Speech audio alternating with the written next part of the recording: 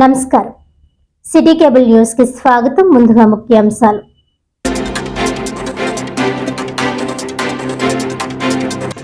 జగ్గంపేటలో ఘనంగా ప్రముఖ సినీ నటులు యంగ్ టైగర్ జూనియర్ ఎన్టీఆర్ పుట్టినరోజు వేడుకలు. కేక్ కటింగ్, థీమ్ మార్చ్, డాన్సులు, బైక్ ర్యాలీలతో సందడి చేసిన అభిమానులు.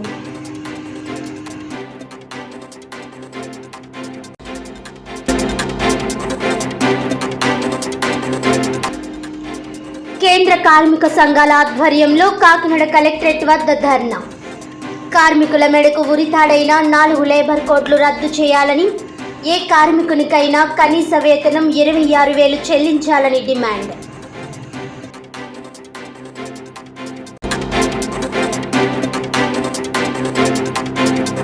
పిఠాపురం నియోజకవర్గంలో 5,000 మంది కార్యకర్తలతో ఘనంగా తెలుగుదేశం పార్టీ మినీ మహానాడు.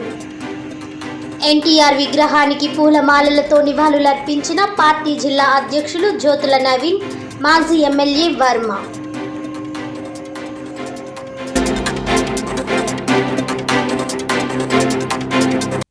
ఇక డీటెయిల్స్ చూస్తే, పిఠాపురం నియోజకవర్గ తెలుగుదేశం పార్టీ మినీ మహానాడు కార్యక్రమం మాజీ ఎమ్మెల్యే ఎస్పీఎస్ఎన్ వర్మ ఆధ్వర్యంలో ఘనంగా నిర్వహించారు. ముందుగా స్వర్గీయ ఎన్టీఆర్ విగ్రహానికి పూలమాలలతో నివాళులర్పించారు. తర్వాత పహల్గాం జవాన్లో తెలుగుదేశం పార్టీ క్యాడర్కు సంతాపం తెలియజేశారు.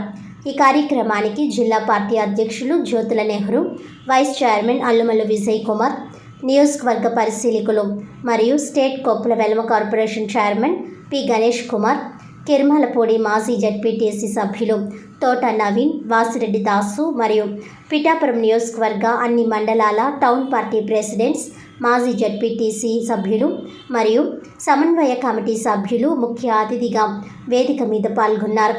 ఈ సందర్భంగా వర్మ మాట్లాడుతూ పిఠాపురం నియోజకవర్గంలో గల పలు సమస్యలను ఈ మహానాడు కార్యక్రమంలో తీర్మానం చేయడం జరుగుతుందన్నారు. అదేవిధంగా ముఖ్యమంత్రి వర్యులు గౌరవ చంద్రబాబు నాయుడు, తెలుగుదేశం పార్టీ భవిష్యత్ రథసారథి గౌరవ మంత్రి వర్యులు లోకేష్ అభినందన తీర్మానం చేయడం జరిగిందని, అదేవిధంగా పొత్తు ధర్మంలో సీటు కేటాయింపు సమయంలో గౌరవ చంద్రబాబు నాయుడు ఇచ్చిన మాట ప్రకారం పురుషోత్తపట్నం ఎత్తిపోతల పథకాన్ని తిరిగి ప్రారంభించినందుకు ముఖ్యమంత్రి వర్యుల వారికి పిఠాపురం నియోజకవర్గ రైతాంగం తరపున, నియోజకవర్గ తెలుగుదేశం పార్టీ తరపున ప్రత్యేక ధన్యవాదాలు తెలియజేశారు. గత వైసీపీ ప్రభుత్వంలో తెలుగుదేశం పార్టీ నాయకులు, కార్యకర్తలపై అక్రమంగా నమోదు చేసిన కేసులను రద్దు చేసే విధంగా చర్యలు తీసుకోవాల్సిందిగా కోరడం జరిగిందన్నారు. గత తెలుగుదేశం ప్రభుత్వ హయాంలో నియోజకవర్గంలో అన్ని గ్రామాలలో ఆంధ్రప్రదేశ్ రాష్ట్ర గృహ నిర్మాణ సంస్థ ద్వారా అన్ని అనుమతులు పొంది ఇంకా బిల్లులు పడని గృహ లబ్ధిదారులకు బకాయి బిల్లులు మొత్తాన్ని చెల్లింపులు చేసే విధంగా చర్యలు తీసుకోవాల్సిందిగా తీర్మానం చేస్తున్నామని అన్నారు. పిఠాపురం, గొల్లప్రోలు మరియు యు కొత్తపల్లి మండలాల్లో గత ప్రభుత్వ హయాంలో ఇచ్చిన లేఅవుట్లలో అక్రమాలను గుర్తించి, ఖాళీగా ఉన్న నివాస స్థలాలను గుర్తించి, అవసరమైతే కొత్తగా ఈ భూసేకరణ చేపట్టి నిరుపేదలకు కేటాయించాలని, గత తెలుగుదేశం ప్రభుత్వ హయాంలో వివిధ గ్రామాలు, పట్టణాలలో అనుమతులు పొంది పనులు ప్రారంభించిన 28 కాపు, బీసీ, ఇతర బీసీ ఉపకులాలు, ఎస్సీ మరియు ముస్లిం సామాజిక వర్గాల భవనాలను త్వరితగతిన పూర్తి చేయాలని మరియు వాటికి కేటాయించిన స్థలాలు పరిరక్షించాలని, నియోజకవర్గ పరిధిలో పార్టీ పటిష్టతకు అనునిత్యం కృషి చేస్తూ అండగా ఉన్న ప్రధాన నాయకులు, కార్యకర్తలకు నామినేటెడ్ పదవులలో అవకాశం కల్పించాలని కోరారు. వివిధ సంక్షేమ పథకాలలో నియోజకవర్గంలో తెలుగుదేశం కుటుంబ సభ్యులకు కేవలం 33% మాత్రమే కేటాయిస్తున్నారని అన్నారు. వీటిని మిగిలిన నియోజకవర్గాల మాదిరి 50%గా సవరించి మిగిలిన శాతాన్ని ప్రభుత్వం నుంచి నేరుగా కేటాయించి కార్యకర్తలను ఆదుకోవాలని కోరారు. ఈ కార్యక్రమంలో పార్టీ శ్రేణులు అధిక సంఖ్యలో పాల్గొన్నారు. ఓటమి పాలైన తెలుగుదేశం పార్టీ ఇక లేవదు అన్న సమయంలో మన లోకేష్ గారి పార్టీ కోసం యువగలం పాదయాత్ర ద్వారా 3,100 కిలోమీటర్లు నడిచి ఈ రాష్ట్ర ప్రజలకు, కార్యకర్తలకు ఉన్న అభద్రత భావం, భయం నుండి పారద్రోలి ధైర్యం చెప్పి పార్టీని అధికారంలోకి తీసుకురావడానికి ముఖ్య పాత్ర యువగలం పాదయాత్ర పోషించిందని చెప్పి తెలియజేస్తా ఉన్నాం. కష్టపడి పనిచేయడంలో మండుదనం, కష్టంలో నిజాయితీ, పార్టీని తిరగబెట్టిన విధానం చూసి రాష్ట్ర ప్రజలు తెలుగుదేశం పార్టీని గెలిపించారు. ఆప్యాయత చాలా ఎక్కువ. వర్మ గారిని ఏ విధంగా అయితే ఆరాధిస్తారో అంతే సరిసమానంగా నన్ను కూడా మా నాన్నగారిని కూడా చూడడం అన్నది ఎన్ని జన్మలెత్తినా సరే మీ రుణం తీర్చుకోలేవు. అటువంటి పరిస్థితుల్లో ఇక్కడ మనమందరూ కూడా ఒకటే ఆలోచించాలి. వర్మ గారు చాలా దూకుడు స్వభావం, చాలా అగ్రెసివ్గా ఉంటూ నిర్మోహమాటంగా కొండబద్దలు పెట్టినట్టు మాట్లాడతాడని ఇక్కడ కాదు, రాష్ట్ర పార్టీ ఆఫీసులో కూడా వాళ్ళు అనుకునే నానుడు అది, అధికారుల్లో కూడా అనుకునే నానుడు అది. కానీ ఈరోజు ఆయనకి ఉన్న పరిస్థితులు కానీ జరిగిన విధానాన్ని కానీ ఆయన ఎందుకు అలా ఉన్నాడో ఒక్కసారి మీరు అందరూ కూడా ఆలోచించాల్సిన అవసరం ఉంది. ఈ అధికారం ఒక పొత్తులో భాగంగా మనకు వచ్చింది. కానీ ఇక్కడ పిఠాపురం నియోజకవర్గంలో వర్మ గారు కానీ మీ అందరూ కానీ చేసిన ఈ త్యాగం ఒక పిఠాపురం నియోజకవర్గం అనుకుంటున్నారు, తప్పు. మొత్తం 175 నియోజకవర్గాలున్న మన ఆంధ్రప్రదేశ్లో ఇక్కడ పొత్తులో భాగంగా జనసేన అధ్యక్షుడు పవన్ కళ్యాణ్ గారు ఇక్కడ పోటీ చేస్తే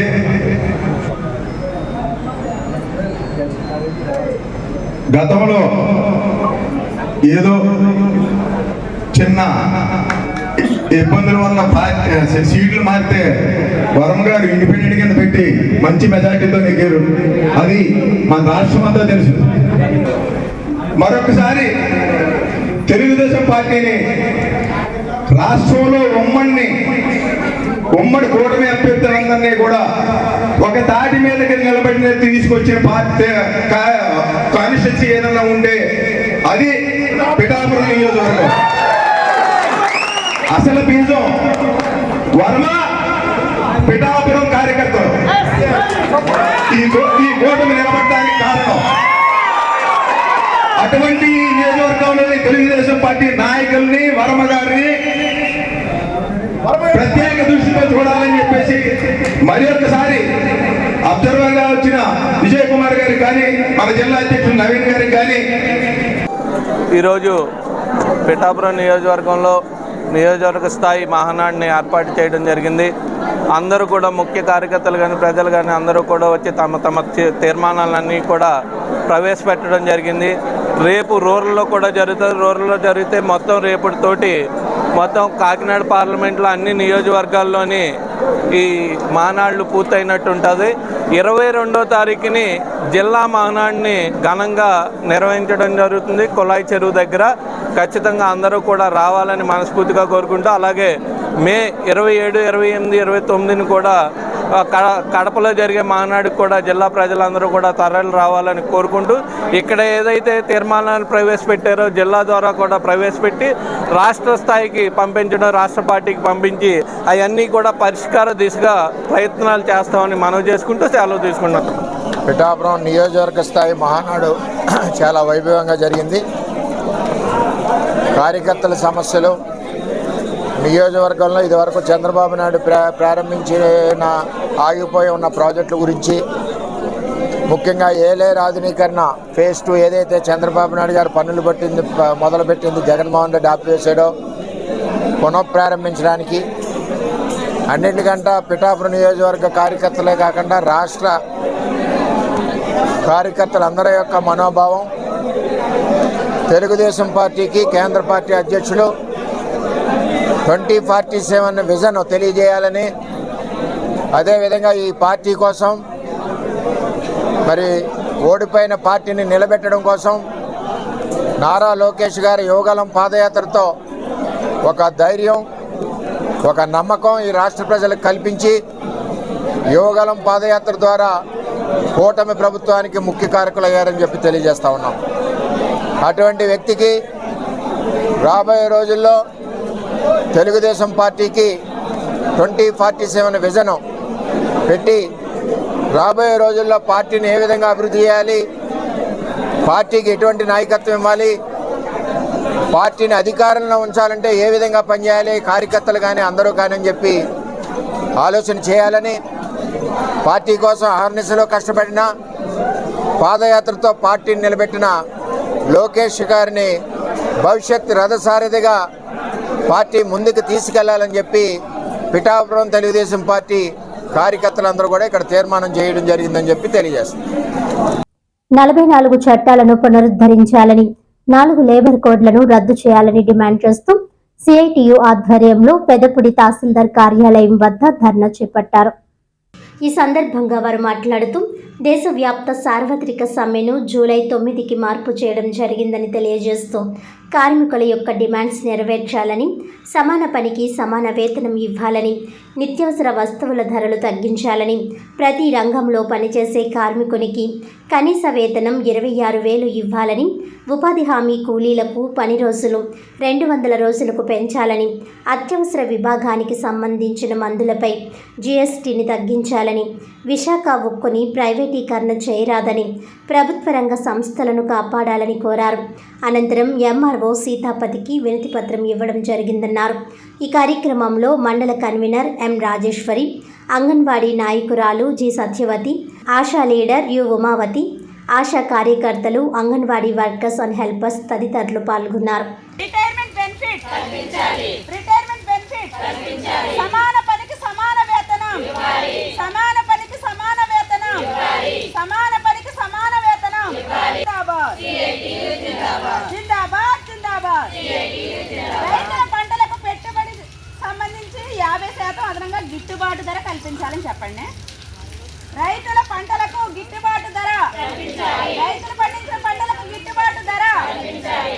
ప్రభుత్వ శాఖల్లో పనిచేసే ఎంఆర్ఓ ఆఫీస్ వద్ద నిరసన కార్యక్రమం తెలియజేస్తూ కేంద్ర ప్రభుత్వ విధానాలకు వ్యతిరేకంగా 44 చట్టాలను పునరుద్ధరించాలని, 4 లేబర్ కోడ్లను రద్దు చేయాలని, అలాగే సమాన పనికి సమాన వేతనం ఇవ్వాలని, అలాగే ప్రతి ఒక్క కార్మికునికి కూడా రిటైర్మెంట్ బెనిఫిట్ అనేది కల్పించాలని, నిత్యావసర వస్తువుల ధరలు తగ్గించాలని, ఉపాధి హామీ పనులు చేసేవారికి 200 రోజులకి కూలీ రోజులు పెంచాలని, అలాగే నిత్యావసర వస్తువుల ధరలు తగ్గిస్తూ అత్యవసర విభాగానికి సంబంధించిన మందులపై జీఎస్టీని కూడా నివారించాలని ఈరోజు సిఐటియుగా మేము డిమాండ్ చేస్తూ ఉన్నాం. ఈరోజు సార్వత్రిక సమ్మెని జూలై 9వ తేదీకి వాయిదా వేస్తూ ఈరోజు మా డిమాండ్స్ ఏమీ మారలేదు. ఆ డిమాండ్స్ అన్నిటి కొరకు కూడా మా ప్రభుత్వం కృషి చేయాలని, ఈ డిమాండ్స్ అన్నింటినీ కూడా నెరవేర్చాలని తెలియజేస్తూ ఈ కార్యక్రమం, నిరసన కార్యక్రమం పెదపూడి మండలంలో తహసీల్దార్ వారి కార్యాలయం వద్ద నిర్వహిస్తా ఉన్నాం. సిఐటియు మండల కన్వీనర్ రాజేశ్వరి. ఎయిడ్స్ సోకిన వ్యక్తిని దూరంగా పెట్టడం ద్వారా మరింత కుంగిపోయి ముందే మరణించే పరిస్థితులు ఉన్నాయని, అయితే వారిని ఆదరిస్తే జీవితకాలం పెంచవచ్చునని కళాజాత ద్వారా అవగాహన కల్పించారు. కాకినాడ జిల్లా జగ్గంపేటలో స్థానిక ఆర్టీసీ కాంప్లెక్స్ ఆవరణలో వైద్య ఆరోగ్య శాఖ స్వచ్ఛంద సంస్థ ఆధ్వర్యంలో కళాజాత నిర్వహించారు. హెచ్ఐవి అనేది అంటువ్యాధి కాదన్నారు. ఆ వ్యాధి వచ్చిన రోగి రక్తాన్ని మరొకరికి ఎక్కించినప్పుడు, ఆ వ్యక్తితో సెక్స్లో పాల్గొన్నప్పుడు ఇంకొకరికి సోకుతుందన్నారు. ఇది దీర్ఘకాల వ్యాధి అని, మందులు వాడుతూ ఉండాలని కళాజాత ద్వారా తెలియజేశారు. ఈ కార్యక్రమంలో సాస్ సిబ్బంది పాల్గొన్నారు.